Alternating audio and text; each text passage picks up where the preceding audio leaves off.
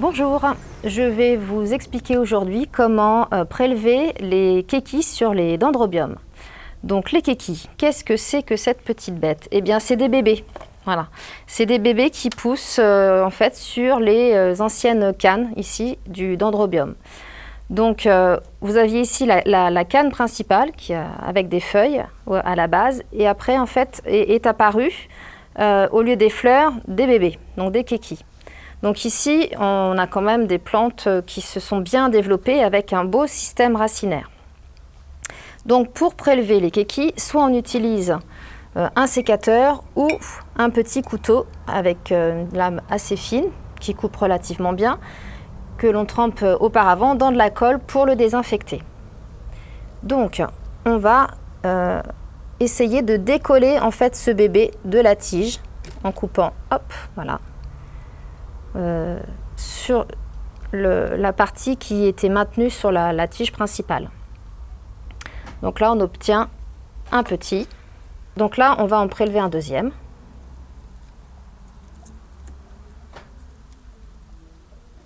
Hop, voilà. Donc là, on a bien prélevé toutes les racines, sans trop endommager la tige, la canne principale. Une fois prélevé, eh bien, il ne reste plus en fait à le rempoter. Donc on va bien faire rentrer voilà, toutes les racines dans un plus petit pot. Et donc on va utiliser de l'écorce, de la petite écorce, la numéro 10, avec de la sphène qui va retenir légèrement l'eau. Donc on positionne au milieu parce que le dendrobium pousse, les nouvelles pousses apparaissent tout autour. Donc on le met bien au milieu pour qu'il ait bien la place ensuite de pousser. Et on va remplir et on tasse.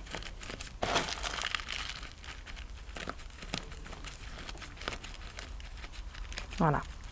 Donc c'est vrai que quand ils sont jeunes comme ça, ils peuvent avoir un peu de mal à tenir dans le pot. Donc là, moi j'en ai mis qu'un dans le pot.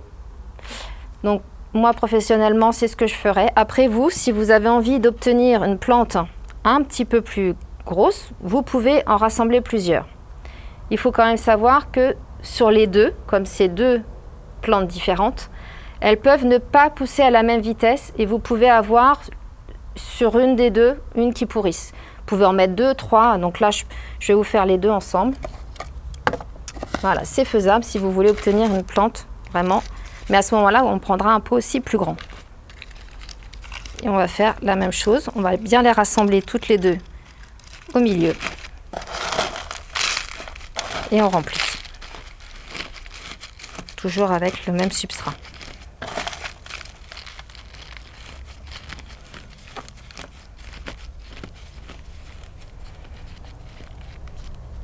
Voilà. Donc une fois le rempotage effectué, on va arroser.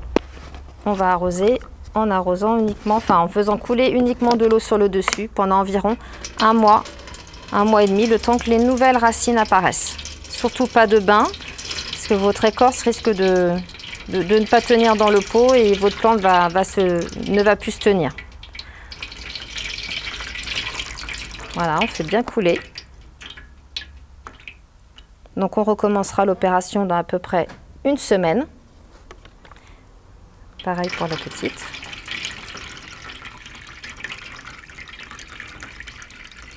Donc pas d'engrais non plus pour l'instant. Il faut attendre à peu près un mois et demi.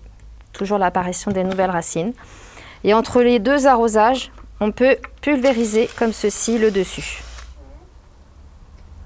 Voilà. Une fois le rempotage effectué, vous pouvez la replacer à un endroit surtout très très lumineux, parce qu'elle a besoin quand même de beaucoup de lumière, pas de soleil direct, mais beaucoup de lumière. Ensuite, le dendrobium, vous savez, ou pas, c'est une orchidée qui a besoin de fraîcheur, donc au beau jour, de mai jusqu'à, on va dire, fin septembre, mi-octobre, vous pouvez la placer au jardin, à l'ombre sous un arbre, et vous la rentrerez juste avant les premières gelées. Voilà, c'est à vous maintenant. À très bientôt sur aujardin.info.